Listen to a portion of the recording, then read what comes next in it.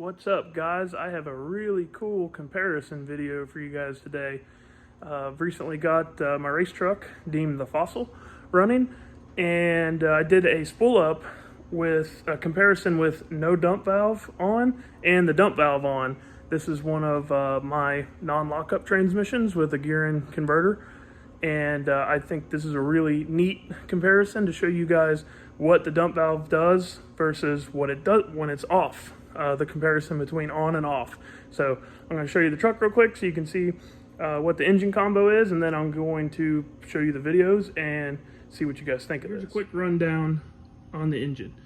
It is a Scheid did all the machine work on it. It is a 14.8 to 1 compression, so it's lower compression 12 valve. It's got a Scheid cam. It's a flat tappet cam still. It's a pretty large cam, pretty aggressive.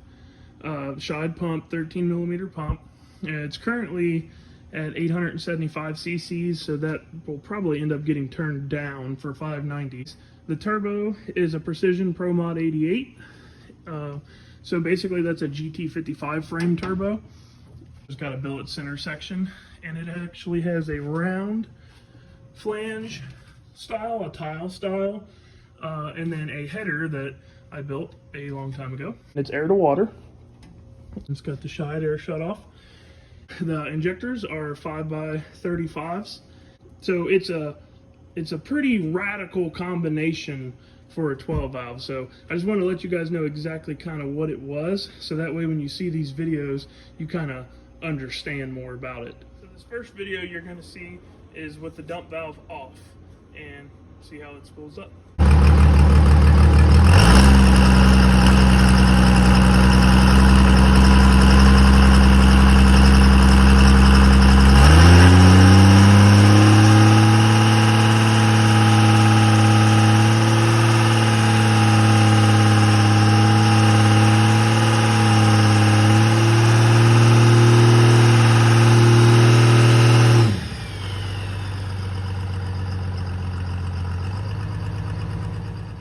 So that was pretty much a fail. It only made 4 psi, and I couldn't push it past it.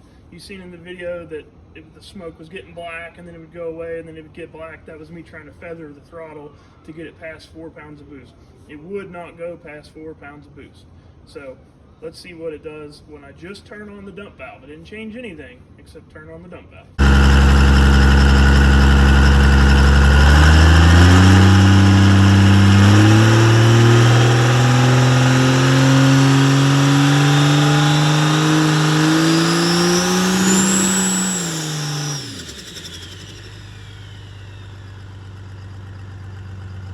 Man, what a difference there.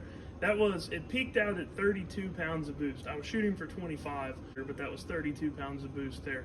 So we went from 4 pounds of boost, couldn't push past it, to being able to make 30 plus pounds of boost. Like I said, ideally I was shooting for 25, but man, once that thing gets about 12, 13 PSI in it, you can just let it rip to whatever you want, really. But let's go to the data log, and let me show you guys exactly the numbers, what changed from no dump versus dump. Okay, so here's our race pack data on that run. The red line is engine RPM, and the green line is boost.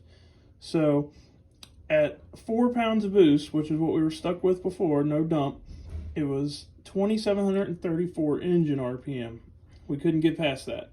With the dump on, we were able, and like I said, I was shooting for 25.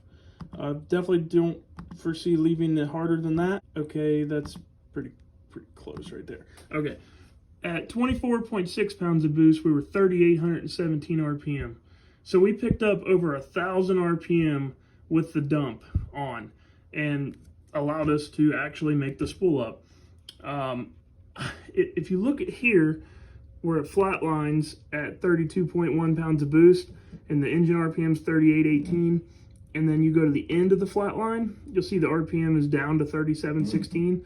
I think it's just the way that the engine makes torque and the turbo gets loaded and everything, that it's just going to fall off a little bit on RPM there. So I imagine that we won't actually see 1,000 RPM gain with the dump valve. Once I get it dialed into plateauing at 25, I imagine that's going to be closer to 3,600. But man, what a difference there. And at 25 pounds of boost, I'm trying to, okay, 24.9, it's pretty close.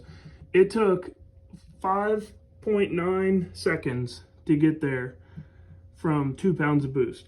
So for the first spool up on this engine with no tuning at all, no fine tuning, man, Scheid and Gearin nailed it on the fuel system and the converter on this deal. Yeah, so that's dump versus no dump, and let me know what you guys think of that. And also let me know if you want to see more stuff like this, or if this is boring and no one actually cares but me. Thanks for watching, guys. I hope that some of you guys found that pretty interesting and neat like I did. And like I said, if you like that kind of content, let me know. I'll keep it coming.